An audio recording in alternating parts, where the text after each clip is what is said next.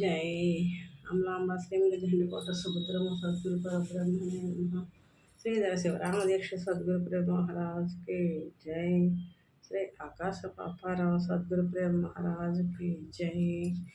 దండము సద్గురుదేవ దండము వేదాంత సార దయ గుణశీల దండము గురు ఓం నిరసన దండము గురు రాజపాహి దండము తండ్రి దండామాఖండ దండాము తండ్రి దండాము గురుదేవా నిండారా కృపా చూడు ఎండామౌల రీతి నుండేటి బ్రహ్మాండ ముండదని సెలవిస్తిరి నేనుండ చూడగలేని దాయన్ బహుదండిదని ఇడి సద్గురార్యాలుండ చూపిన కన్న తండ్రి దండాము తండ్రి దండామాఖండ దండాము తండ్రి.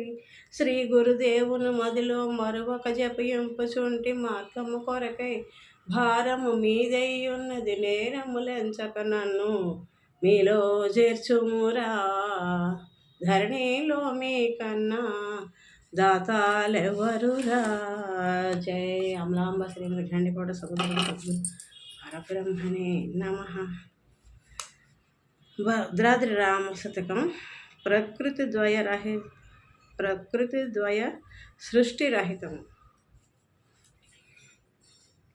క్షరం అక్షరంబులు సగుణ నిర్గుణంబులు సత్యం అసత్యంబులు సత్తు చిత్తు కారణ కార్యంబులు జ్ఞాన కర్మంబులు పురుషుండు ప్రకృతియు ఎరుక మరుపు పాప పుణ్యంబులు బంధ మోక్షంబులు జనన మరణంబులు జడమజడంబులు క్షేత్రములు జీవదేహంబులు మానాభిమానములు మంచి చెడులు ఇట్టి ప్రకృతి ద్వయంబులు గట్టిగాను బట్టబయలందు ఎన్నడు పుట్టలేదు. రమ్యగుణధామ భద్రాద్రి రామ పరశురామ నరసింహదాస సంరక్షితా. ఇవి బట్టబయలందు ఈ ప్రకృతి ద్వయాలు పుట్టలేదు. అక్షరములు క్షరము అంటే నశించేది, అక్షరము అంటే నశించినది. అక్షర పురుషుడు అంటారు చూసారు. అది సగుణము నిర్గుణము. సగుణం అంటే కట్టి కనిపించేది, నిర్గుణం అంటే కనపడినది, నిరాకారం. సగుణ నిర్గుణములు సత్యము అసత్యము తెలుసు కదా. సత్యము సత్తు చిత్తు కారణ కార్యములు జ్ఞాన కర్మములు పురుషుడు ప్రకృతి ఎరుక మరుపులు పాప పుణ్యములు బంధ మోక్షములు జనన మరణములు జడాజడములు అంటే కదిలేది కదలనిది. క్షేత్రజ్ఞులు. క్షేత్రము అంటే శరీరం, క్షేత్రజ్ఞులు అంటే లోపల ఆత్మస్వరూపం. క్షేత్రజ్ఞులు జీవదేహంబులు. జీవుడు దేహము తెలుసు, దేహం అంటే శరీరము, జీవుడు అంటే ఆత్మ. మానాభిమానములు. మానము అభిమానము దురభిమానం అన్ని రకాలు అన్నీ కూడా. క్షేత్రం మంచి చెడులు మొదలైన ఇట్టి ప్రకృతి ద్వయములు బట్టబయలందు పుట్టనే లేదు. బట్టబయలు ఏమీ అంటకుంది, అందులోనే అన్నీ జరుగుతున్నట్టుగా మనకి తోచపడుతుంది, కానీ దానికి ఏది లేదు, ఏమి లేనిది బ్రహ్మం. మాయానామములు. ఇవి కాక ఇంకా ఎరుక యొక్క మాయానామములు ఉన్నాయి. చైతంబు అని అన్న, క్షేత్రజ్ఞుడని అన్న, జ్ఞానమని అన్న, అహంకారం అన్న, సద్రూపమని అన్న, చిద్రూపమని అన్న, స్వస్వరూపం అన్న, సాక్షి అన్న, ఈశ్వరుడని అన్న, ఇలా విష్ణువని అన్న, పరమాత్మయని అన్న, బ్రహ్మమన్న, ఆదిశక్తి అని అన్న, ఆనందమని అన్న, పరమపదం అన్న, ప్రకృతి అన్న, మాయకే ఇన్ని నామధేయంబులను బట్టబయలునందున ఒక పేరు బుట్టలేదు. రమ్యగుణధామ భద్రాద్రి రామ పరశురామ నరసింహదాస సంరక్షితా. చైతన్యం బ్రహ్మం అని అంటారు, అది కాదు. చైతన్యం అన్న ఎరుకే.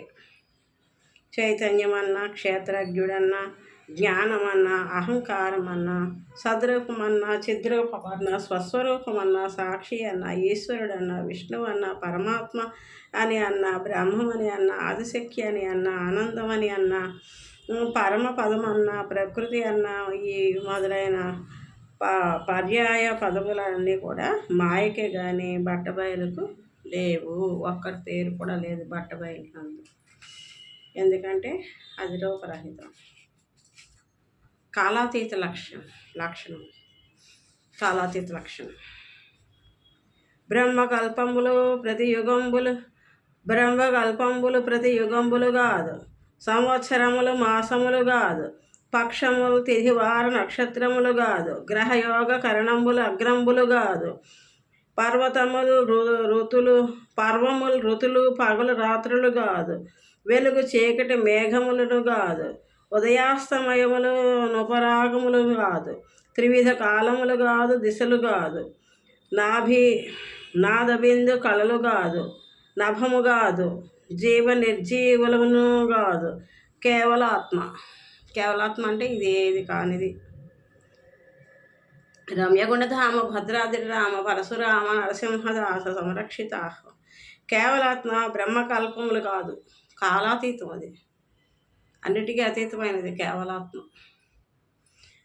కేవలాత్మ బ్రహ్మకల్పములు కాదు, యుగములు కాదు, సంవత్సరములు కాదు, మాసములు కాదు, పక్షములు కాదు, తిథివార నక్షత్రములు కాదు, గ్రహయోగ కరణ లగ్నములు కాదు, పర్వములు కాదు, ఋతువులు కాదు, పగళ్ళు కాదు, రాత్రులు కాదు, చీకటి కాదు, వెలుతురు కాదు, మేఘములు, ఉదయాస్తమయములు, చంద్ర సూర్య గ్రహములను, త్రివిధ కాలములు, దిశలు, నాదబిందు కళలు, ఆకాశ నిర్జీవములు మొదలైనవి ఏది కానిది కేవలాత్మ. హేతృత్వరహితం. కర్తృత్వ భోక్తృత్వ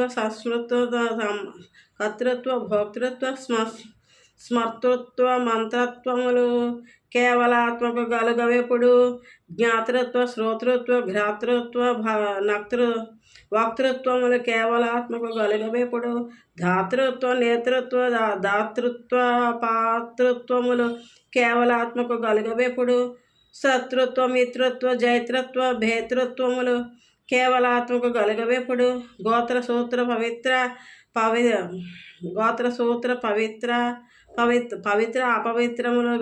అపవిత్ర గాత్రములను నిజ కేవలాత్మకు గలుగవెప్పుడు. రమ్య గుణధామ భద్రాద్రి రామ పరశురామ నరసింహదాస సంరక్షిత. కేవలాత్మకు కర్తృత్వము కానీ, భోక్తృత్వము కానీ, స్మర్తృత్వము కానీ, మంత్రత్వము కానీ, జ్ఞాతృత్వం కానీ, శ్రోతృత్వం కానీ, ఘ్రాతృత్వం కానీ, వక్తృత్వం కానీ, ధాతృత్వం కానీ, నేతృత్వం కానీ, వేతృత్వం కానీ, దాతృత్వం కానీ, పాతృత్వం కానీ, శ్రతృత్వం కానీ, మిత్రత్వం కానీ, జైత్రత్వం కానీ, భేతృత్వం కానీ, గోత్ర సూత్రములు పవిత్రములు గాత్రములు మొదలైనవి ఏవీ లేవు కేవలాత్మలో. ఇవేమి కానిది కేవలాత్మ. విషయరహిత లక్షణం. దయ భయ ధైర్య శ్రద్ధ లజ్జ సమదమ దర్పాహంకారేచ్ఛ దంభై. ఇవి నెక్స్ట్ దానిలో చేసుకుందాము. కేవలాత్మక కర్తృత్వం కానీ, భోక్తృత్వం కానీ, సంస్మృత్వం కానీ, మంత్రత్వం కానీ, జ్ఞాతృత్వం కానీ, శ్రోతత్వం కానీ, ఘ్రాతృత్వం కానీ, వక్తృత్వం కానీ, ధాతృత్వం కానీ, నేతృత్వం కానీ, ధాతృత్వం కానీ, పాత్రత్వం కానీ, శత్రుత్వం కానీ, మిత్రత్వం కానీ, జైత్రత్వం కానీ, భేతృత్వం కానీ, గోత్ర సూత్రములు పవిత్రములు గాత్రములు మొదలైనవి ఏమీ లేనిది కేవలాత్మ. అంటే పరిపూర్ణమందు ఏది లేదు. ఈ ఉన్నదంతా కూడా మాయా కల్పితం. ఈ మాయావరణ దాటితే నిజస్థితి, అందులో నీవు నేను లేని స్థితి అన్నమాట. గురు శిష్యులు ఏకమై పరిపూర్ణంలో కర్పూర దీప సంయోగం జ్యోతిరూపం యథా తథా అన్నట్టుగా కర్పూరము దీపము కలిస్తే ఎలాగైతే జ్యోతి వెలిగి మరి చప్పును చల్లారిపోతుందో అలాగా గురు శిష్య రహితం ఈ పూర్ణబోధ. అందులో ఏది లేని పరిపూర్ణం ఏదైతే ఉందో అదే అవుతారు గురు శిష్యులు. రహితం అయిపోయాక ఏముంది? గురు శిష్య రహితమైన ఆనంద స్థితి కాని స్థితి, అది పూర్ణస్థితి. అంతా నిండున బ్రహ్మానుభవం, బ్రహ్మానంద స్థితి. ఆనందాన్ని అనుభవించేది ఎరుకొకటి నిలిచి ఉంటుంది. అది కాదు, అది కూడా రహితమైన నిజస్థితి కేవలాత్మ. జై సద్గురు ప్రభు మహారాజ్కి జై.